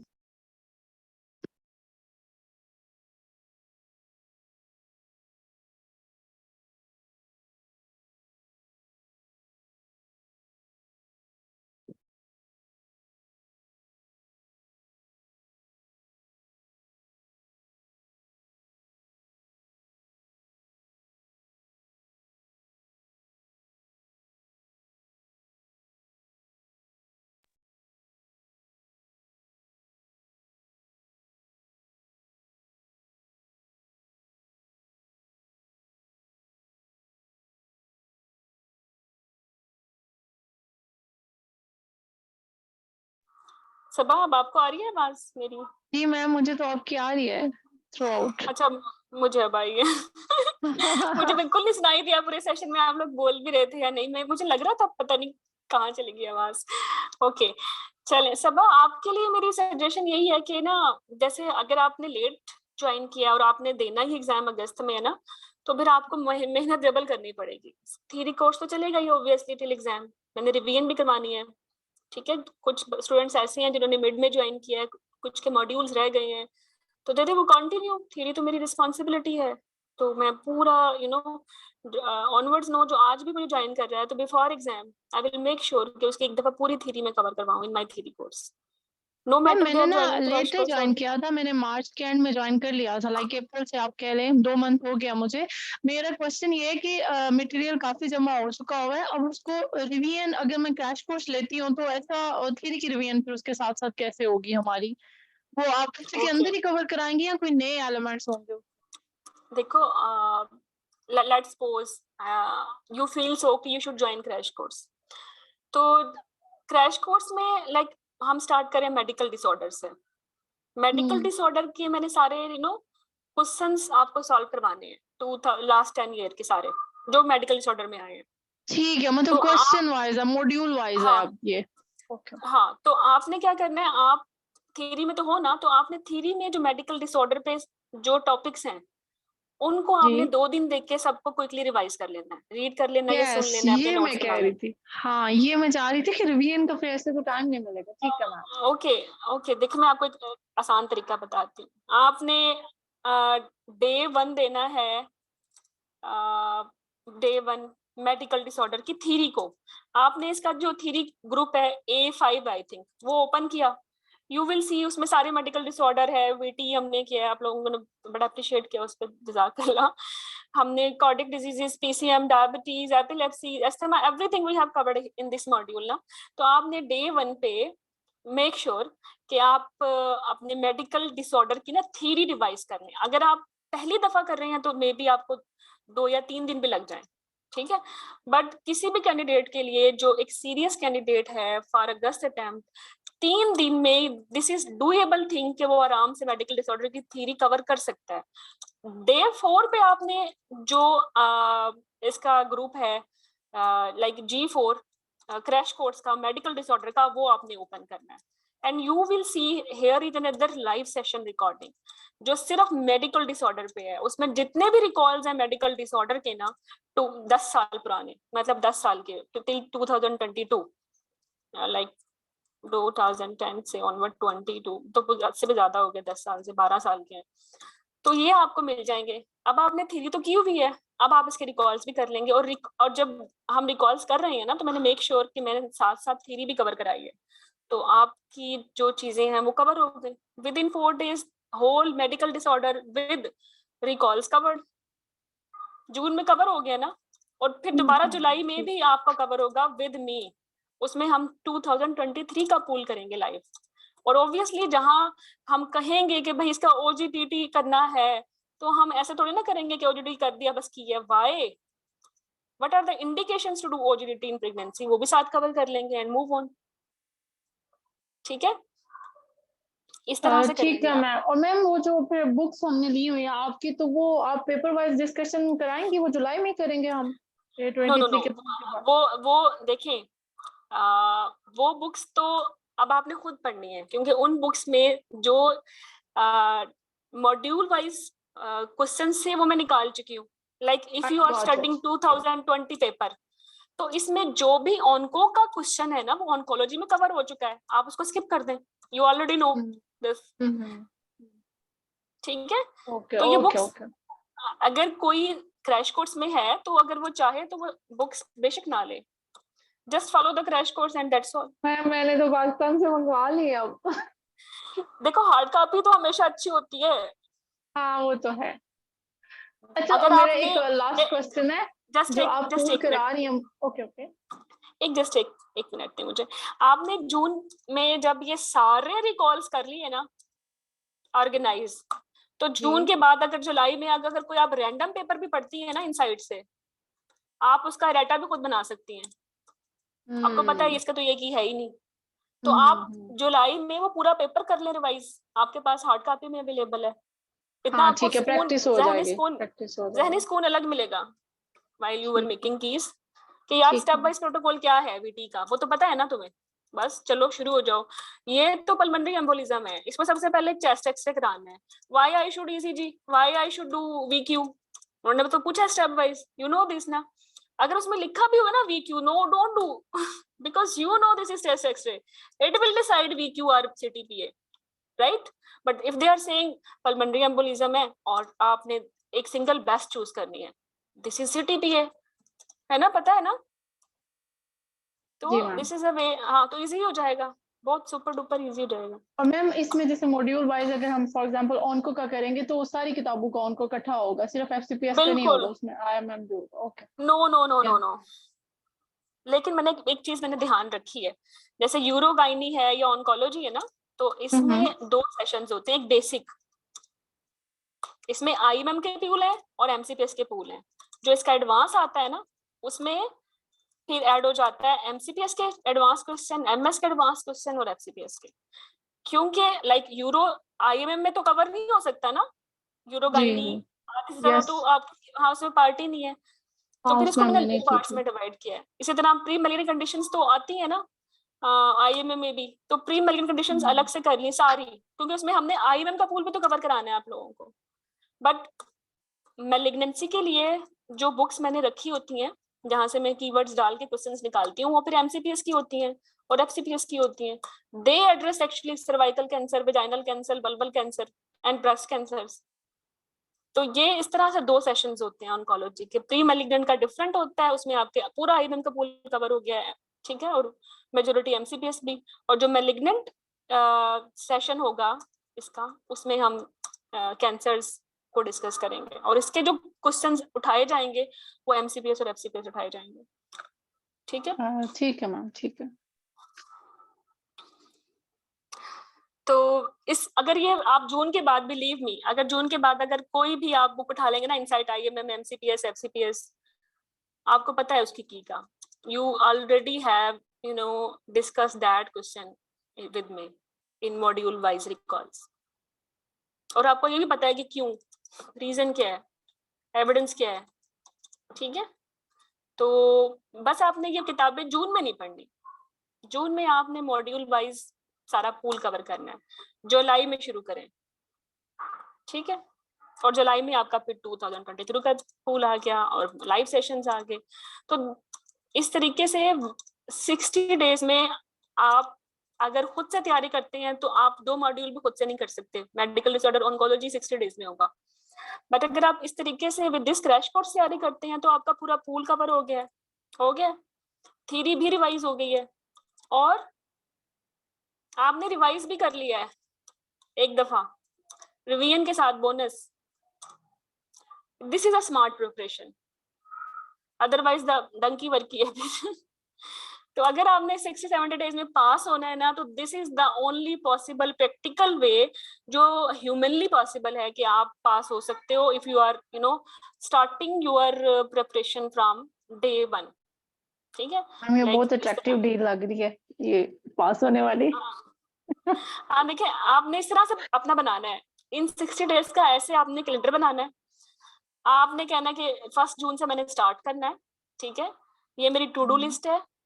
और व्हेन यू विल 60 डेज पे आओगे, तो you will find a better version of yourself. आपने यहाँ तक एक रिवीजन कर लिया है, यहाँ तक दूसरी रिवीजन कर लिया है, आपका लेटेस्ट पूल भी अच्छे से कवर हो गया, पुराना पूल भी कवर हो गया है, आपको रेटा भी मिल गया है, ठीक है, आपको थ्योरी के लिए फ्लैश कार्ड भी मिल गए। अगर आप थ्योरी कोर्स में नहीं भी हैं या थ्योरी इतनी ज्यादा है, मुसीबत हो रही है रिवाइज करना, तो वो भी रिवाइज हो गए। तो this is our plan to prepare you people for August attempt. ठीक है, और ये ऐसा नहीं है कि अगर मैं कहूँ कि क्रैश कोर्स बहुत अच्छा अट्रैक्टिव है, थ्योरी कोर्स अच्छा नहीं है। थ्योरी कोर्स की अपनी डूज वो एक प्लस पॉइंट है, because if someone has joined theory course, nobody can stop you to pass your talks. आपको पता नहीं है, लेकिन मैं आपके टॉक्स के स्टेशंस भी साथ साथ एड्रेस कर चुकी हूँ। When you will prepare after passing your theory, तो आप वो कैंडिडेट, आप उस कैंडिडेट से बेहतर होंगे जिसने सिर्फ क्रैश कोर्स लेके पास हुआ है। आपकी प्रोबेबिलिटी फर्स्ट अटेम्प्ट में पूरा एफसीपीएस निकालने की ज्यादा है। तो theory course actually is more fruitful. जो आपकी बेसिक्स बनती हैं वो थ्योरी से बनती हैं। क्रैश कोर्स इज जैसे किसी आइसक्रीम पे आप लगा दें, कोई स्प्रिंकल कर दें चॉकलेट्स, वैसा ही है। हाँ, टॉपिंग कर लें, हाँ वो टॉपिंग टाइप है, ठीक है।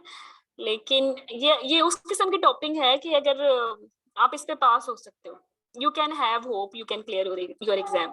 क्योंकि जो रिकॉल्स हैं वो 60% तक होते हैं रिपीट, और ज्यादा से ज्यादा 70% भी होते हैं। तो आपने रिकॉल्स को भी ड्रिल किया है और आपने उसको विद लॉजिक किया है। मतलब अगर कोई ट्विस्ट भी आता है ना, तो you can easily score 70% plus. और पास किसके होते हो? 75 पे। तो सिर्फ रिकॉल से 70% हो रहा है, तो आपकी थोड़ी बहुत थ्योरी अच्छी है, 5-6% वहां से भी निकाल लो, तो you can pass it. Ma'am एक और चीज है, ये जो जिनका पिछले अटेम्प्ट में पास नहीं हुआ, मेरी उनसे बात हुई है, तो उन 3-4 लड़कियों ने कहा है कि 50% जो है वो एमआरसीयूजी की बुक्स में से आया हुआ है। तो वो तो हम कैसे करें? मैं उसका ना आंसर दे चुकी हूँ आपको वैसे। सॉरी, मैंने ज्वाइन लेट किया था, मैंने नहीं सुना। ओके, जस्ट एक मिनट। अच्छा, जो लोग पास होते होंगे वो कौन से होंगे? मतलब अगर मैं आपको 100+ लोगों का फीडबैक दूं, वो कैसा है?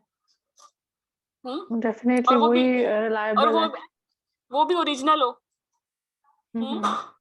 अब आप खुद देख लेंगे, फैब लास्ट अटेम्प्ट का फीडबैक है। मैं पास होने के बाद ही कन्वर्सेशन हो रही है।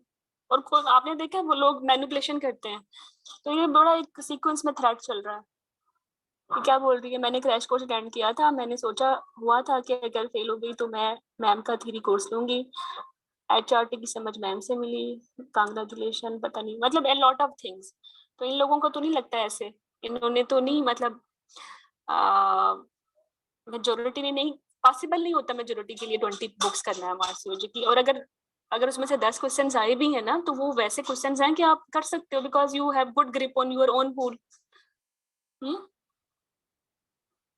तो ये रिकॉल्स है, आसिया का है, मतलब ये 100+ है। मैंने सोचा नहीं था मैं ये इस पर टाइम वेस्ट करूंगी, but it will strengthen your belief कि इस स्ट्रेटजी से पास हुआ जाता है। और 60 डेज में अगर आप ये बुक्स करेंगे, तो क्या आपको लगता है आप कवर कर लेंगे? हो नहीं सकती ना। आपको किसी ने बोला 10 क्वेश्चंस आते हैं एमआरसीयूजी की बुक से, तो आप 190 क्वेश्चंस कहाँ से आए थे? 200 क्वेश्चंस थे ना, तो 10 क्वेश्चंस और कहाँ 190, तो फोकस ऑन योर 190। हाँ, वो हाथी छोड़ के सूंड पकड़ रहे हैं। हाँ नहीं, आप ये चाहें तो फीडबैक पढ़ लें, ठीक है, मेरे पास वॉइस फीडबैक्स भी हैं, वीडियो फीडबैक्स भी हैं, तो they will share your ideas कि उनको कितना फायदा हुआ इस क्रैश कोर्स से या इस प्लेटफॉर्म से।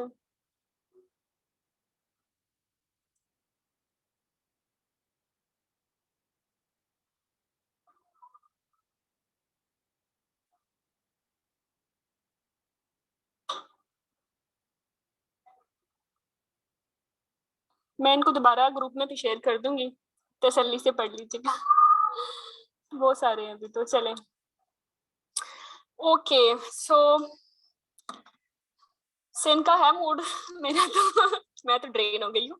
सिन इंशाल्लाह एनर्जी के साथ करते हैं। आई थिंक क्रैश कोर्स के लिए ये सेशन इसको सेपरेट ही रखते हैं, ठीक है? Okay, all the best.